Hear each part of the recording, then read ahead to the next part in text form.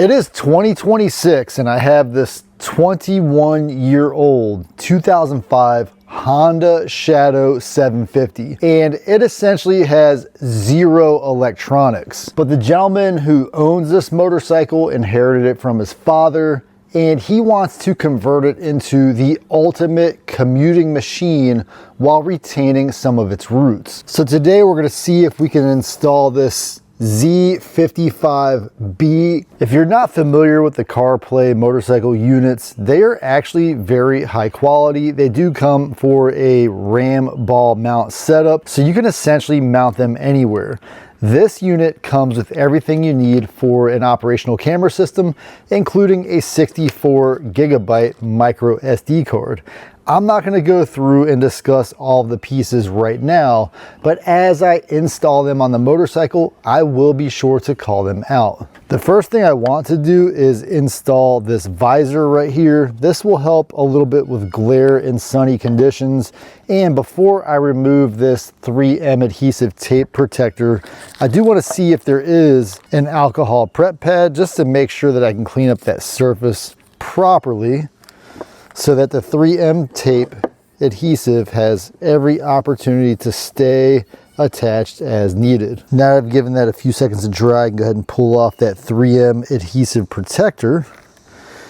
And then I just want to carefully take my time, align the screen, make sure everything's pretty well aligned, and then install this piece right here. Now, some of these CarPlay motorcycle units that I've seen in the past have 1 or 2 screws that can be used to secure this completely, but CarPlay motorcycle thinks that this will be sufficient, and it should work pretty well as long as you don't put too much pressure on that tape, causing it to break off. One of my goals for this install is to make it as easy as possible to manage for the rider so that it doesn't cause too many distractions while he's out on the road. And because of that, I just want to center this mount perfectly on the handlebars, and I'm going to center the CarPlay unit as well so that the rider can just reach forward and touch the screen as needed while he's at a stoplight. The kit does come with several spacers. These spacers can be used inside of here. You will need to figure out which spacers will specifically work for your application. In this case, I'm just going to pick 2 and try them.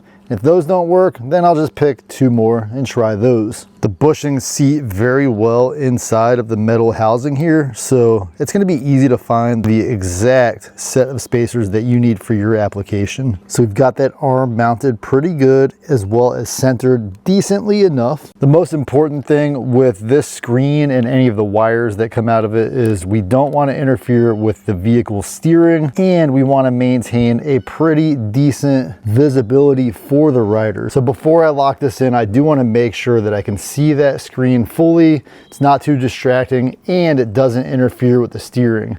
That's one of the main things. As I go along with the wiring, I want to make sure that nothing interferes with the steering. Since this is a 2005 model, my options for wiring are pretty limited. I'm going to go through the headlamp circuit and make sure that I'm hitting the wire that runs both the high and the low beam, not the switched wire, so that the unit doesn't turn off when I switch from low to high and vice versa. So I've got the unit powered up. It took me a little bit to find the correct wiring. I'm not going to get too detailed into the wiring here because if you are doing this on any motorcycle, you might need different wires for different motorcycles. Consult your manual. In my case, I had to do a lot of research online, and I ended up using an orange and white cable for my switched power on this Honda. And I think for Hondas, that's a pretty standard power. But what I want to do now is get these cameras mounted up. And because the headlamp is so big here, it's one of those old bullet style chopper headlamps, I've just taken my 3M tape here in this little bracket and I've shaped it to the shape of the headlamp bracket assembly itself. I'm just going to put it in there so it almost holds itself in place once I have the tape off. Now that I've got that mounted, the only thing I don't like is this bike does have kind of a chopper vibe. Adding all these cables to it is going to kind of reduce some of that chopper vibe because you are going to have these cables. And I feel like once everything is dialed in and kind of tucked out of the way, it won't be as bad as it could be, but it's still not going to be as clean as it was in 2005. I've got the front camera installed. Now I'm thinking about where do I want to put the rear camera. And the good thing is there are a couple of places, and this bracket is somewhat flexible. The main thing is I just want to make sure that I have a decent angle that doesn't interfere with the operation of the motorcycle. So are these the best possible locations? Here's the rear camera. Maybe not. This might not be the best location, but what this gives me is that is a very solid mounting point. It's out of the way, and if we decide to, we can move that later. Then of course, right here in the front, that as well can be moved. Nothing here is necessarily permanent, and as this gets more permanent, we can mount it a little better. The glue and the tape do hold on pretty well. And then finally, I do have the GPS unit right here, which you would think it may not work because of its location, but it is actually working sufficiently to give us our speedometer. The last thing we're going to want to mount is this blind spot detection system. I would recommend putting it somewhere like this, maybe like that, angled up. On the display, it will provide a notification if there is a vehicle to the rear of the motorcycle, either on the left or the right. The unit did come with a 64 gigabyte memory card, as well as even a very small Phillips screwdriver to remove the cover that keeps the moisture out for installing the SD card. And a good touch is that even under that cover, there's also a rubber cover to further protect the SD card or water intrusion into the CarPlay motorcycle. Now there is just a little spot right here that shows the orientation of the card. So I'm gonna just slide it in and push it in until it, there we go, snaps in. Replace the rubber cover. And then finally, I will replace the screws on the cover. This will also help, not that anybody's gonna come up and steal, but it could prevent someone from just walking up and taking it. They would need a screwdriver at a minimum to get in there. I wanna just tighten that down, not over tighten it so as to strip out the screws, but just make sure those are well seated. And ladies and gentlemen, there you have it. I have upgraded this motorcycle from its 2005 Prime to modern day 2026. Some folks want to just enjoy riding without any distractions, but if you are a little more utilitarian, you may enjoy having a CarPlay unit on your motorcycle, and this is a very simple way of getting it done.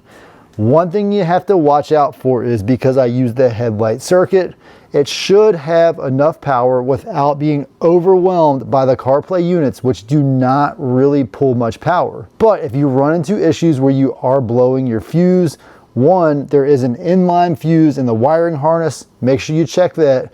And you may need to increase the fuse size by up to about 5 amps if your circuit can handle it. I want to thank CarPlay Motorcycle for sending this unit for an install video. This is my second CarPlay motorcycle unit that I have installed, and my third Apple CarPlay unit in general. And overall, these are very high quality units. This one is actually my favorite so far, with this metal ram ball mount and these isolation bolts right here for the unit to vibrate as needed. Everything is currently installed except for the blind spot detection system. I'm gonna worry about that later because I will have to tap into his brake light. I wanna make sure he's okay with that before I do that. But for now, the first thing I'm seeing is his rear tire pressure is insanely low. It's currently at 21 PSI.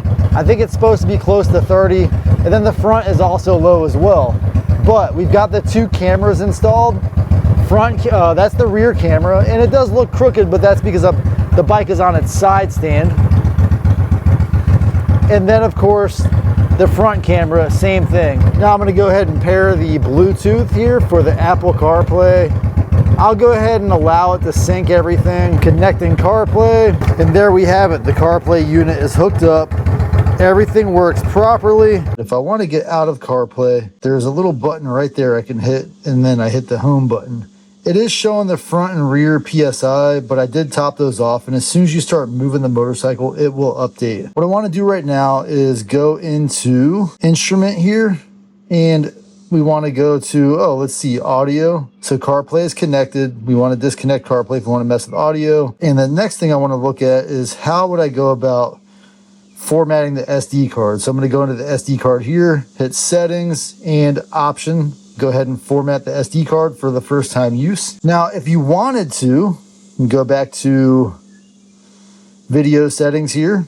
If I wanted to look at Sentinel mode, be careful because this could burn your battery down. I've ran into that with other dash cam systems that I have. I would either put it on low, or in my case, I will leave it off and I will let him decide if he wants to put that back on. Video duration, 1 minute is a very manageable small chunk. You may want to go up to 2 or even 3 minutes if you want longer duration videos. If an incident occurs and you're on a 3-minute loop, it's less likely that you'll have to use multiple files for that video incident. Rear camera settings, there is an image flip. In this case, I was able to set everything right side up, so there's no need to do that. There's the image. It does look slanted to the side, but that's because the bike is on its side stand. As soon as I straighten it out, it of course straightens out as well.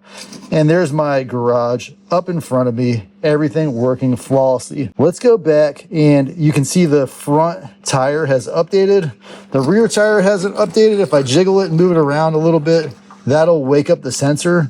These sensors do shut down after a while if they're just sitting there. That's to preserve battery life. And once you start moving again, then the sensor will kick back on. And what I want to do is set my front and rear threshold. So front 27, it is set for 29 and in the front and rear on this motorcycle, which is an interesting combination, but we don't want it to go below 27 and we don't really want it to go above, we'll just say 40.